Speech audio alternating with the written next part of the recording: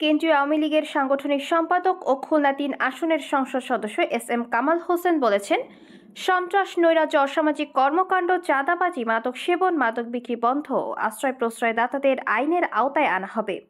তিনি হুঁশিয়ারি উচ্চারণ করে বলেন, যে এলাকায় মাদক ব্যবসা হবে সেই এলাকায় যদি প্রতিরোধ করতে না পারেন, সেই এলাকার কাউন্সিলর ও প্রেসিডেন্ট সেক্রেটারি দায়ী থাকবে। শনিবার নগরীর প্লাটিনাম অফিসার্স ক্লাবে এক মতবিনিময় সভায় সভাপতির বক্তব্যে তিনি এসব কথা বলেন।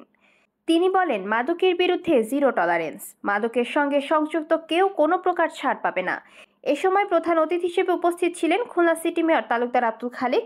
সম্মানিত অতিথি হিসেবে উপস্থিত ছিলেন পুলিশ কমিশনার মোহাম্মদ মোজাম্মেল হক সহ খালিশপুরে বসবাসরত বিভিন্ন কাউন্সিলর, আওয়ামী লীগ নেতা ও পুলিশের বিভিন্ন পর্যায়ের কর্মকর্তা। মাদক মুক্ত করতে হলে আমাদের সকলকে ঐক্যবদ্ধ প্রয়াস লাগবে।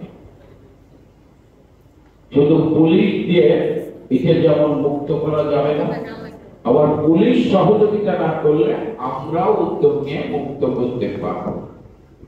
আমার বিশ্বাস আমাদের অভিভাবক আমার সাথে একমত হবে। না, সব আপনার ওয়ার্ডের প্রেসিডেন্ট